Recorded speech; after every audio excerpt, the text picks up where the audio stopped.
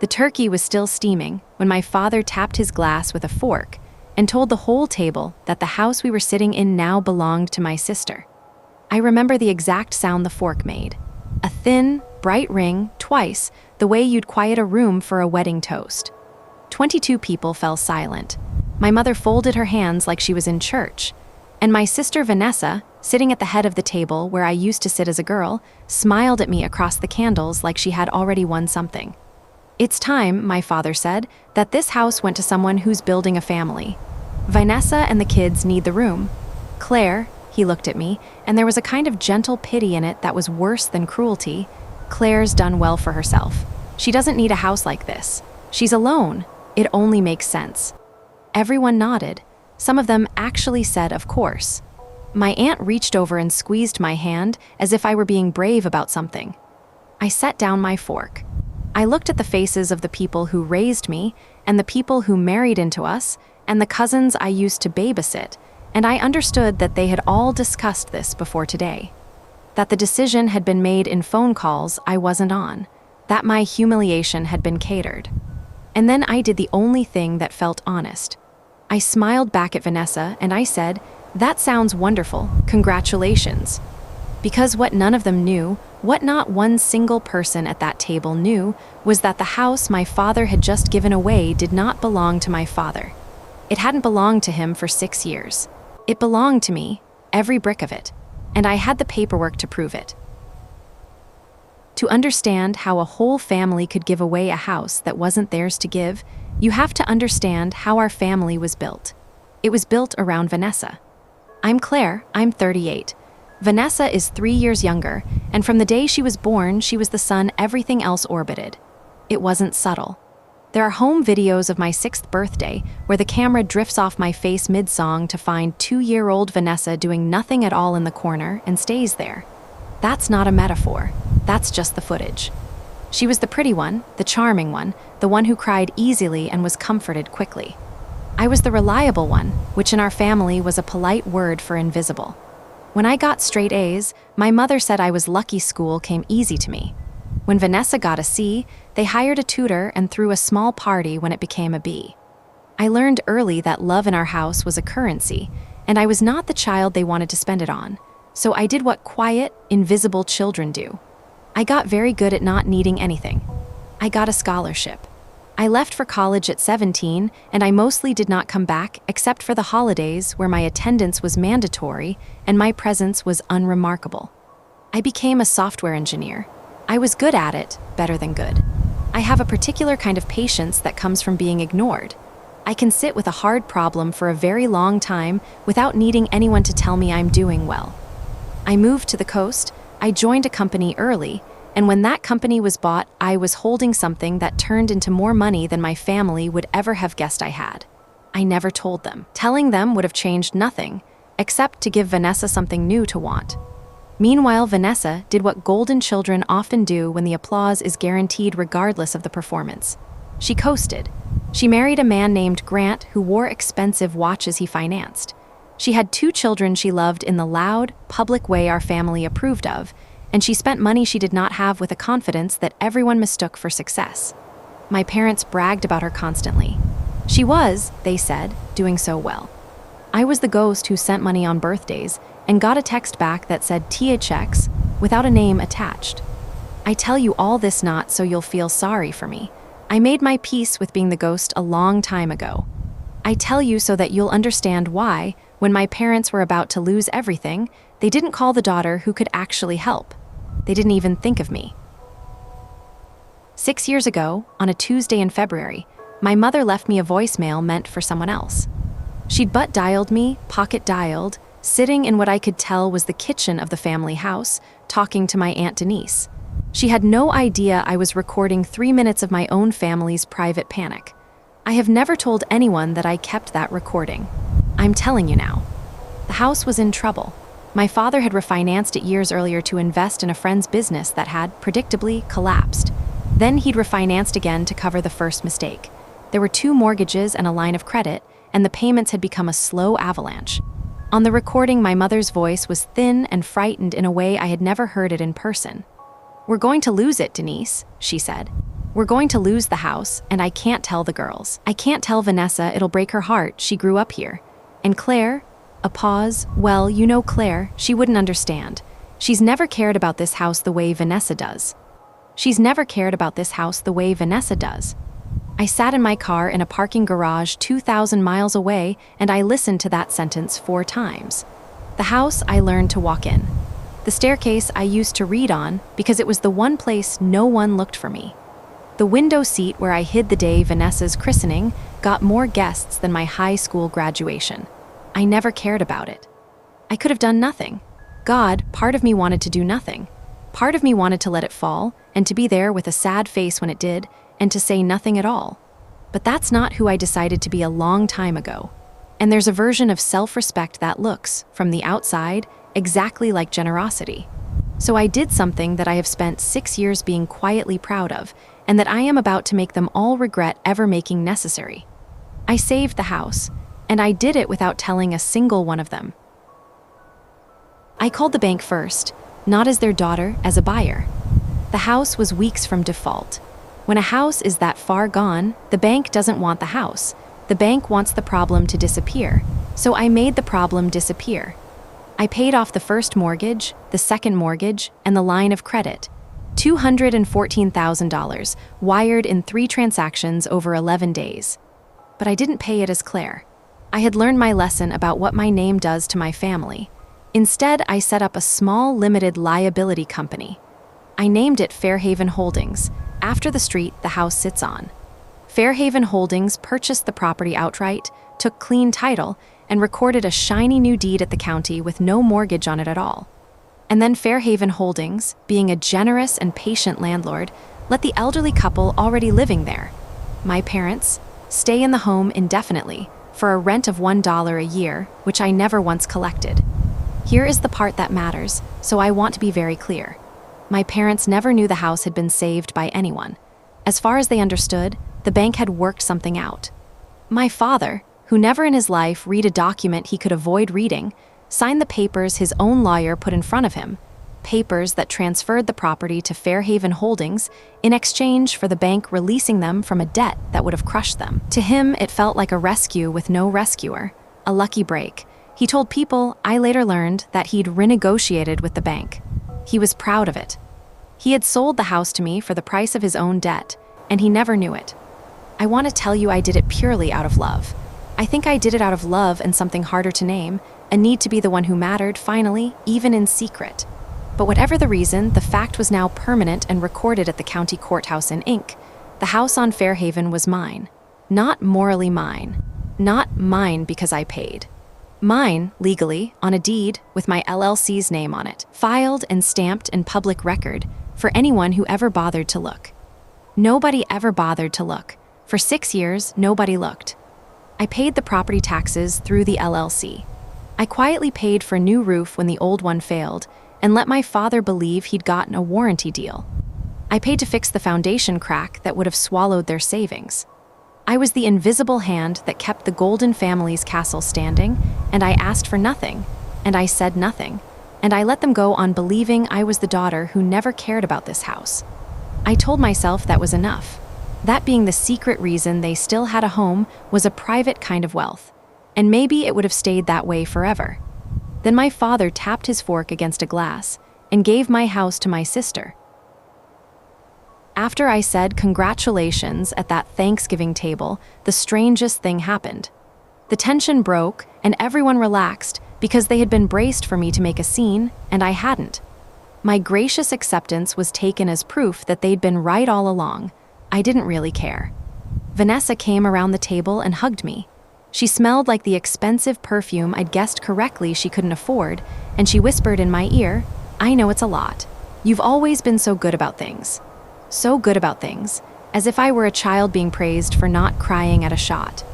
Over pie, the plan came out in full, everyone talking over each other with excitement. Vanessa and Grant would move in after the new year. My parents would move to the smaller condo they'd apparently already put a deposit on. With what money, I didn't ask, but I could guess whose money they were counting on eventually.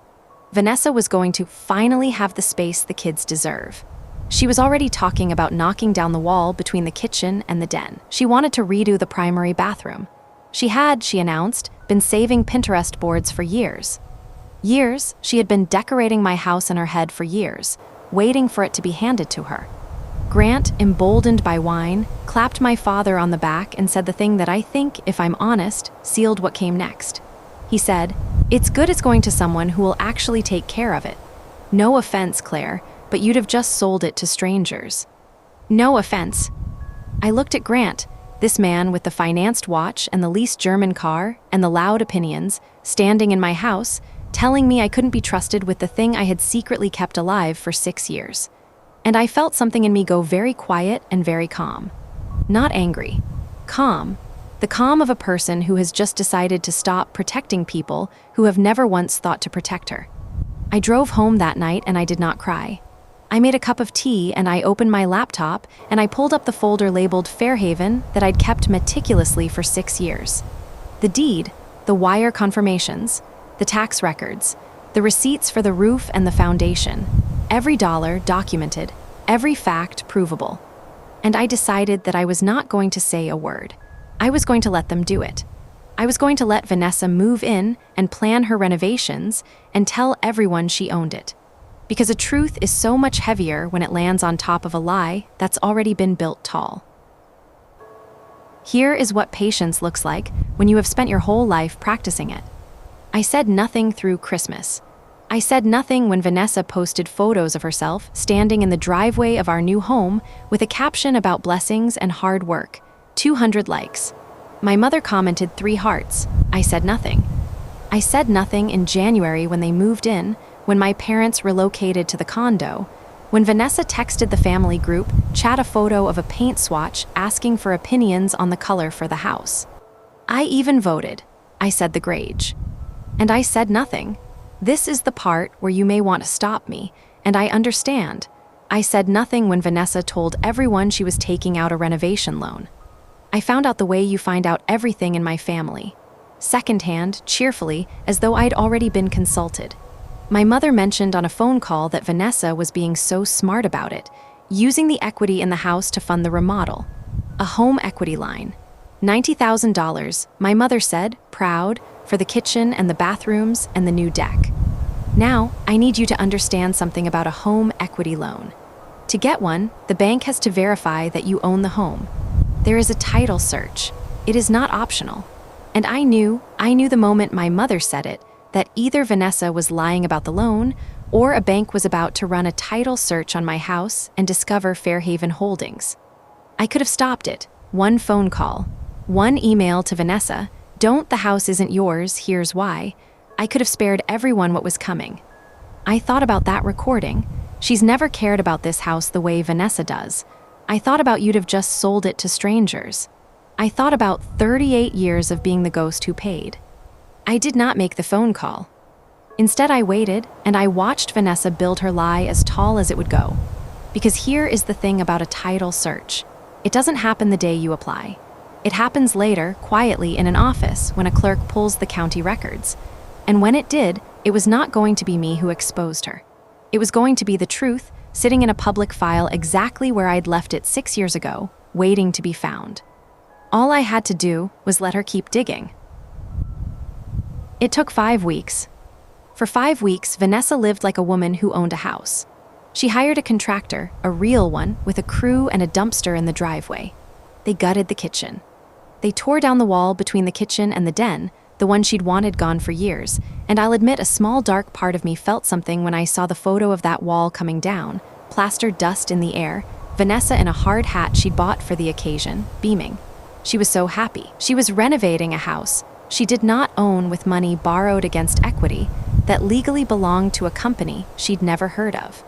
The contractor wanted a deposit to start ordering materials, $22,000. Vanessa paid it out of the first draw of a loan that had been conditionally approved, pending, you already know, the title search. And then, on a Wednesday in early March, Vanessa got a phone call from the bank.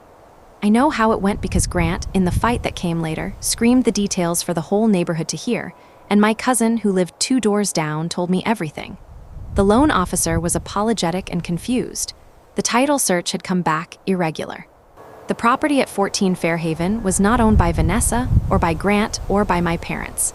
It was owned, free and clear, by an entity called Fairhaven Holdings LLC. The bank could not lend against a house its applicant did not own.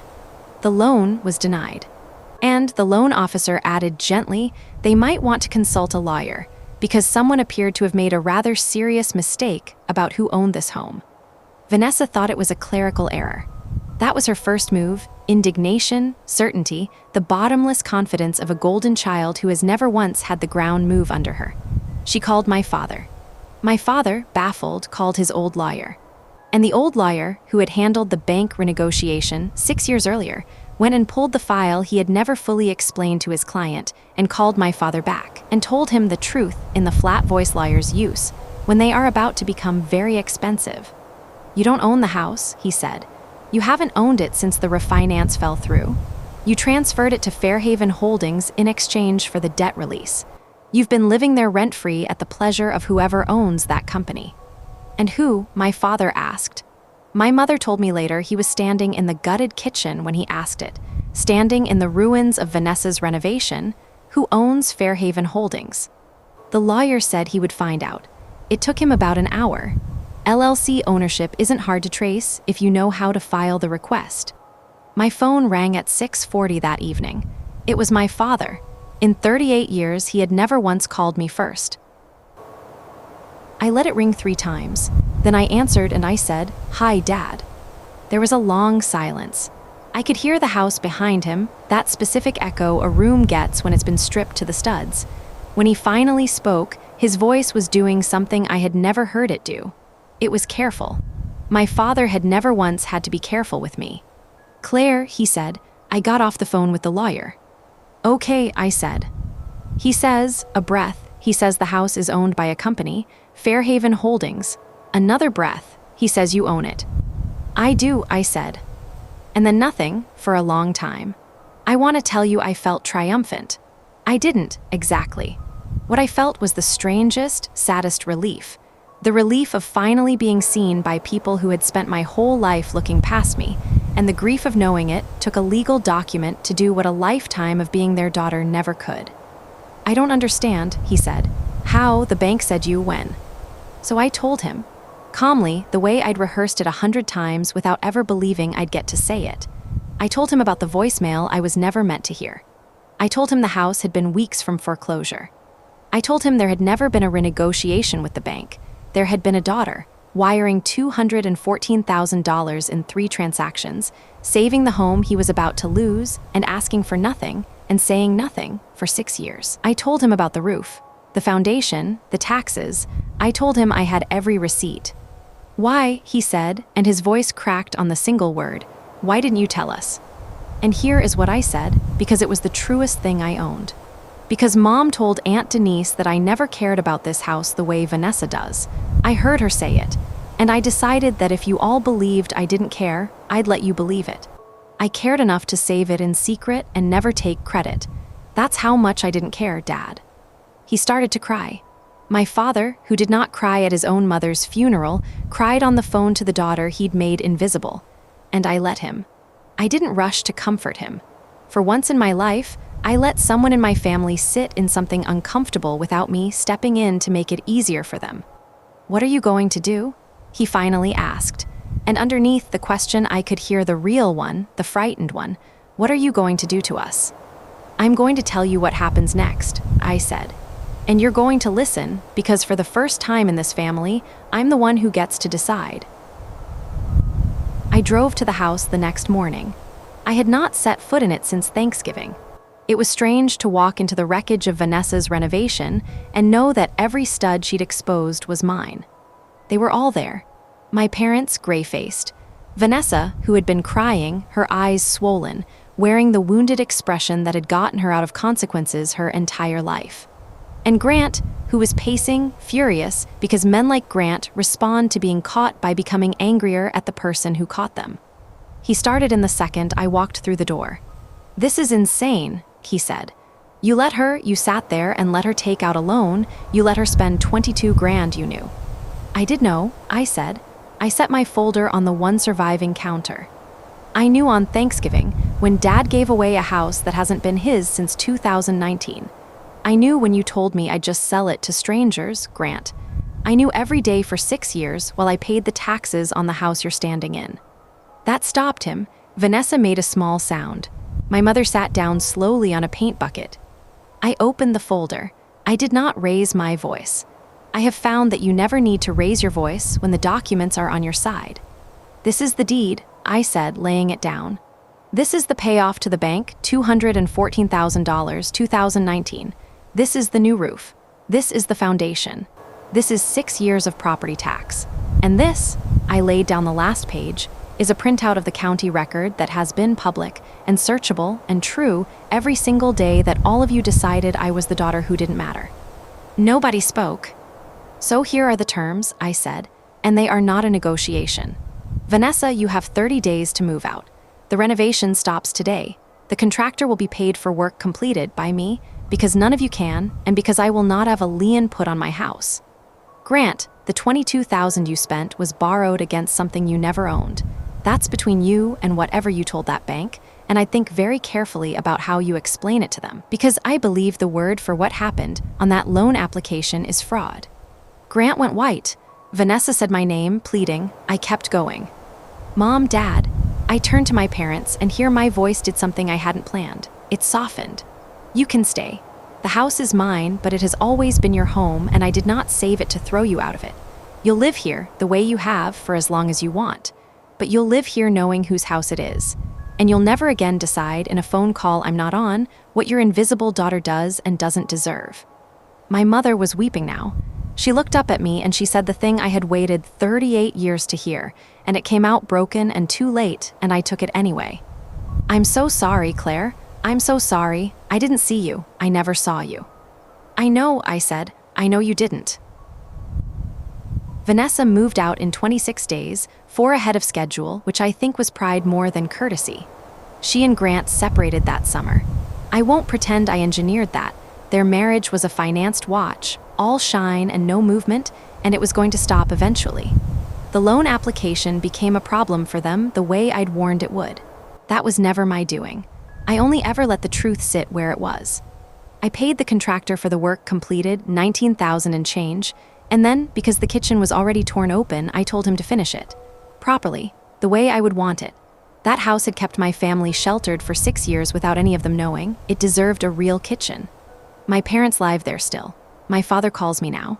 First, he's not good at it and the calls are short and a little awkward, but he calls, and every so often he says, "Just checking on you, Claire," and I let myself believe he means it. My mother and I are something like friends now. It's not the relationship I wanted at 10 or 20 or 30. But she looks at me when I talk. She asks about my work and waits for the answer. Small things. The currency of love, finally, spent a little in my direction. Vanessa and I don't speak much. The last time we did, she asked me, not cruelly, just bewildered, why I hadn't just told everyone from the start that I'd saved the house. Why I let it get so far. And I thought about how to explain it to someone who had never once had to earn a single thing. Because if I'd told you at the start, I said, you'd have thanked me, and then you'd have forgotten, and nothing would have changed. I didn't want to thank you, Vanessa. I wanted you to understand that the person you all decided didn't matter was holding up the whole house the entire time. You only understand that now because you felt the floor give way. That's the only language this family ever learned to hear. She didn't have an answer for that. For once, neither did anyone else. People ask me sometimes if I feel bad about letting her build the lie so tall, about waiting 6 years, about the calm way I laid the documents on the counter. And I understand why they ask. It would have been kinder, maybe, to speak up sooner. But I think about the little girl on the staircase, reading where no one looked for her. I think about the graduation with fewer guests than a christening. I think about a woman 2,000 miles away in a parking garage, listening to her mother say she never cared. I saved their house and asked for nothing. I only ever wanted one thing in return, and it wasn't the money, and it wasn't even the apology, though I took that too. I wanted to be seen. And in the end, I had to own the very ground they stood on before they finally looked down and saw me holding it up.